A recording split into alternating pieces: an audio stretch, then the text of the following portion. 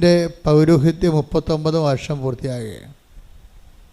23-ാം തീയതി ആണ് ഞാൻ പൗരോഹിത്യം സ്വീകരിച്ചത്. അപ്പോൾ ഈ 1985. അപ്പോൾ ഈ 85 ഡിസംബർ 23 മുതൽ ഇന്ന് 2024 ഡിസംബർ വരെ ഉള്ള ഈ ദൈവ അനുഭവത്തിലെ എനിക്ക് മനസ്സിലായ ഒരു സത്യം, ദൈവാനുഭവം ഒരു കോംപ്ലിക്കേറ്റഡ് സബ്ജക്റ്റ് അല്ല. മതപണ്ഡിതന്മാരും അക്കാഡമിഷ്യൻസുമാണ് ഇതിനെ വല്ലാത്ത രീതിയിൽ സങ്കീർണമാക്കി കളഞ്ഞത്. അവരന്വേഷിച്ച മേഖലയിലാണെങ്കിൽ പക്ഷേ പലപ്പോഴും ദൈവം ടാൻജിബിളുമല്ല. ക്രിസ്തുവിൻ്റെ പിതാവ് വളരെ ടാൻജിബിളാണ്, തൊടാൻ പറ്റും. അത് നമുക്ക് കൈകൊണ്ട് തൊടാൻ പറ്റും, കണ്ണുകൊണ്ട് കാണാൻ പറ്റും. ബൈബിൾ അവതരിപ്പിക്കുന്ന ദൈവവും അങ്ങനെയാണ്. ബുദ്ധി കൊണ്ട് തൊടാൻ പറ്റിയ ദൈവത്തെ ബൈബിൾ അവതരിപ്പിച്ചിട്ടില്ല. നമ്മളാണ് അതിനെ പഠന സബ്ജക്റ്റാക്കി മാറ്റി അതിനെ വസ്തുവാക്കി മാറ്റി. പഠിക്കുമ്പോൾ ദൈവം ഒരു വസ്തുവായിട്ട് റെഡ്യൂസ് ചെയ്ത് വരും.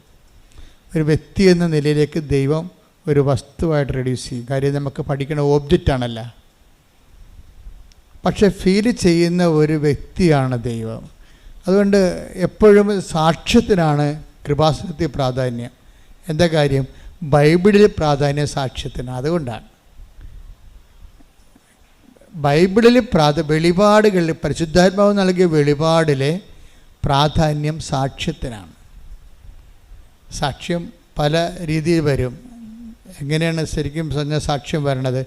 ഞങ്ങൾ കണ്ണുകൊണ്ട് കണ്ടത്, നോക്കി, കാതുകൊണ്ട് കേട്ടത്, കൈകൊണ്ട് സ്പർശിച്ച് മനസ്സിലാക്കിയ.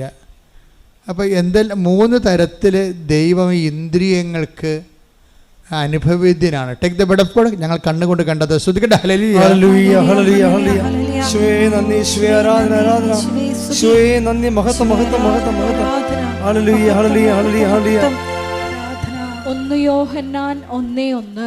അതാണ് അപ്പോസ്തലിക് സഭ, അപ്പോസ്തലിക് പാരമ്പര്യം. അതാണ് കൃപാസനം ഫോളോ ചെയ്യണത്. എപ്പോഴും അപ്പോസ്തലിക് സ്പിരിച്വാലിറ്റിയാണ്. അപ്പോസ്തലിക് സ്പിരിച്വാലിറ്റിക്ക് ഒരു ചെറിയൊരു ന്യൂനത ഉള്ളത്, അതിൻ്റെ മരിയൻ പെർസ്പെക്റ്റീവ് വേണ്ട വിധത്തിൽ അവർക്ക് അപ്പോസ്തലന്മാർക്ക് അനുഭവവേദ്യമായില്ല. അതുകൊണ്ട് അപ്പോസ്തല നടപടികളിലൊന്നും മരിയനെ പ്രതിഫലിക്കണില്ല. അതിൻ്റെ പോരായ്മയായി നമുക്ക് വരണത് ട്രഡീഷൻ, ഒരു വെളിപാടാണ്. സഭയുടെ ആസ്പദങ്ങളിൽ ഒന്നാണ് കർത്താവിൻ്റെ വചനവും, പിന്നെ എന്താണ് സഭയുടെ പാരമ്പര്യവും. സഭയുടെ പാരമ്പര്യ വെളിപാടിൻ്റെ ഭാഗം തന്നെയാണ്. സഭയുടെ പാരമ്പര്യത്തിലൂടെയാണ് അപ്പോസ്തല സ്പിരിച്വാലിറ്റിക്ക്, അപ്പോസ്തല കാലത്തെ സ്പിരിച്വാലിറ്റിക്ക് നഷ്ടപ്പെട്ട അനുഭവേദ്യമല്ലാതിരുന്ന മരിയൻ ആത്മീയത വരുന്നത് പാരമ്പര്യത്തിലാണ് വരുന്നത്. 2000 വർഷത്തെ പാരമ്പര്യവും സഭയുടെ പ്രതിസന്ധികളിലും കാലാകാലങ്ങളിലും സഭയ്ക്കുണ്ടായിട്ടുള്ള പ്രാതികൂല്യങ്ങളിലെ പരിശുദ്ധ അമ്മ അതിലിടപെട്ട രീതികളും ഒക്കെ എല്ലാം കൂടി സഭ ഒരു മരിയൻ സ്പിരിച്വാലിറ്റി, മരിയൻ ലിറ്റർജിയൊക്കെ രൂപീകരിച്ചിട്ടുണ്ട്. അതിൻ്റെ അവസാന രൂപമാണ് ഈ ഉടമ്പടി എന്ന് പറയുന്നത്.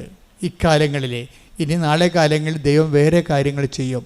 ഓരോ കാലത്തിന് പറ്റിയ രീതിയിലാണ് ദൈവം പരിശുദ്ധാത്മാവിൻ്റെ പ്രകാശനമായിട്ട് തന്നെയാണ് മറിയത്തിലൂടെയും വെളിപാടുകൾ നൽകുന്നത്.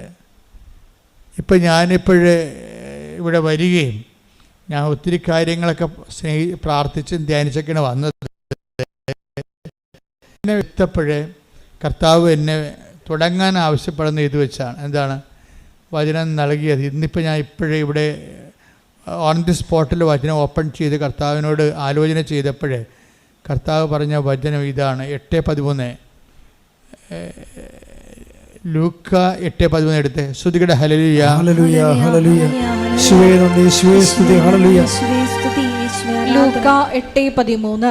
ലൂക്ക 8:13. പാറയിൽ വീണത് പാറയിൽ വീണത് വചനം കേൾക്കുമ്പോൾ സന്തോഷത്തോടെ അത് സ്വീകരിക്കുന്നവരാണ്. എങ്കിലും അവർക്ക് വേരുകളില്ല. അവർ കുറെ നാളത്തേക്ക് വിശ്വസിക്കുന്നു. എന്നാൽ പ്രലോഭനങ്ങളുടെ സമയത്ത് അവർ വീണു പോകുന്നു. അതായത് വചനത്തിൽ വരുന്ന ഒരു വിഷയം, ഒരു വർത്തമാനകാല സന്തോഷം ഉണ്ടാവും, പക്ഷെ കുറച്ച് കഴിയുമ്പോൾ അതങ്ങനെ കുറഞ്ഞ് വരും. കർത്താവ് വർത്തമാനകാല ആധ്യാത്മിക അനുഭവങ്ങളെ അത്ര കണ്ട് വില മതിക്കണില്ല. വർത്തമാനകാലം ഇപ്പം നിങ്ങൾ ഉടമ്പടി എടുത്തു, പെട്ടെന്ന് വന്ന് ഒരു അനുഭവങ്ങൾ കിട്ടി, അപ്പം നിങ്ങൾക്ക് സന്തോഷമുണ്ടായി. പക്ഷേ അടുത്ത കൊല്ലം ഡിസംബറിൽ നിങ്ങളുടെ അവസ്ഥ എന്താണെന്ന് ദൈവത്തിന് ഇപ്പം അറിയാം. പിടിയില്ലേ? ഇപ്പം നിങ്ങൾക്ക് ഭയങ്കര സന്തോഷമൊക്കെ സാക്ഷ്യം പറയാൻ പറ്റുന്നവരൊക്കെ എന്ത് ആഘോഷമായിട്ടാണ് വരുന്നത്. പക്ഷേ മാതാവ് എൻ്റെ മുഖത്ത് നോക്കുമ്പോൾ ചില സമയത്ത് ചിലർ പറയും, അമ്മ എന്താ ചിരിക്കാത്തത്, അമ്മ എന്താ സീരിയസ് ആയിട്ടിരിക്കണം എന്നൊക്കെ ചോദിക്കും ചിലർ. പാവപ്പെട്ട മനുഷ്യൻ ദൈവത്തിൻ്റെ മുഖം കാണാൻ മാതാവിൻ്റെ മുഖത്താണ് നോക്കുന്നത്. അതൊരു കോമൺ ഫെയ്ത്താണ്. ഞാൻ കുഞ്ഞുനാളിലൊക്കെ അങ്ങനെ നോക്കുമായിരുന്നു. പുണ്യാളൻ പ്രസാദിച്ചിട്ടുണ്ട്, പുണ്യാളൻ്റെ മുഖം ഇങ്ങനെ ഇരിക്കണം എന്നൊക്കെ നോക്കും. പക്ഷെ നോക്കുന്നവരെ സംബന്ധിച്ചിടത്തോളം ദൈവം അത് പ്രകാശിപ്പിക്കും.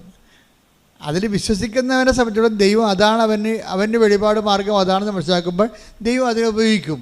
സിമ്പിളാണത്. അത് ദൈവത്തിനെ കോംപ്ലിക്കേറ്റ് ആക്കേണ്ട കാര്യമില്ല. ഇപ്പോൾ ഒരു അത് വലിയ പഠിപ്പൊന്നുമില്ല, പക്ഷേ ദൈവത്തിൻ്റെ പ്രസാദം അവർ മനസ്സിലാക്കുന്നത് പുണ്യാളൻ്റെ മുഖത്ത് നോക്കുമ്പോഴാണ്, അല്ലെങ്കിൽ മാതാവിൻ്റെ മുഖത്ത് നോക്കുമ്പോഴാണ്. മാതാവ് പുഞ്ചിരിച്ചിട്ടുണ്ട്, അപ്പോൾ കാര്യം നടക്കും. അത് സിമ്പിളാണത്. അപ്പോഴേ അമ്മയ്ക്ക് മനസ്സിലാകും, ഇവളുടെ അടുത്ത് ഈ വചനം എൻ്റെ മനസ്സ് വെളിപ്പെടുത്തേണ്ടത് ഈ രീതിയിലാണെന്ന് പറയുമ്പോൾ അവർക്ക് ആ രീതി വെളിപ്പെടുത്തി കൊടുക്കും ദൈവം. വെളിപാടുകൾ എല്ലാവരും IAS എല്ലാവരും റോമിൽ പോയി പഠിച്ചവരും അല്ല. കാര്യം 99% സാധാരണ മനുഷ്യനാണ്. ആധ്യാത്മികതയിൽ സാക്ഷരത ഒത്തിരി വേണ്ടവരാണ്. അവരുടെ ആധ്യാത്മിക നിലവാരത്തെ അവഗണിച്ചുകൊണ്ട് വലിയ പാണ്ഡിത്യം അഭിനയിച്ചിട്ട് ഔന്നത്യം ആർജിച്ച കാര്യമില്ല. കാര്യം എല്ലാവരും പഠിക്കണതും ഈ പാവപ്പെട്ട ജനങ്ങൾക്ക് വേണ്ടിയാണ്. പാവപ്പെട്ട ജനങ്ങളെന്ന് പറയുമ്പോൾ ചിലപ്പോൾ സാമ്പത്തികമായിട്ട് മാത്രമല്ല ഞാൻ ഉദ്ദേശിക്കുന്നത്, ബൈബിൾ പഠനപരമായിട്ടും അവർ ചിലപ്പോൾ പാവപ്പെട്ടവരായിരിക്കും, അവരെ അറിയത്തില്ല. അപ്പോഴെന്താ വിഷയമെന്ന് പറയുന്നത്, ആ ജനങ്ങളിലേക്ക് ദൈവത്തെ കൈകാര്യം ചെയ്ത് കൊടുക്കണം. ഇപ്പം നമ്മൾ കുഞ്ഞുങ്ങളോട് എന്താ പറയണത്? ഇപ്പം എന്നെ ചില വീട്ടിലൊക്കെ ചെല്ലുമ്പോൾ ചില മക്കളെങ്കിലും ഇപ്പം അങ്ങനെ ഒന്നും കേൾക്കണില്ല, തമ്പായിച്ച വന്നെന്ന് പറയും. അപ്പോൾ അതാരുടെ ഭാഷയാണ്? കുഞ്ഞിന് പറഞ്ഞു കൊടുക്കണം. അമ്പായി എന്ന് പറഞ്ഞു കൊടുക്കും. അമ്പായി അല്ലേ? ഇപ്പോഴത്തെ പെൺപിള്ളേർ അറിയത്തില്ലല്ലോ അവർക്ക്. പക്ഷെ പണ്ട് പറഞ്ഞു കൊടുക്കുമ്പോൾ ദൈവ തിരുസ്വരൂപം കാണുമ്പോൾ പറയും അമ്പായി ഈശോ എന്ന് പറയും.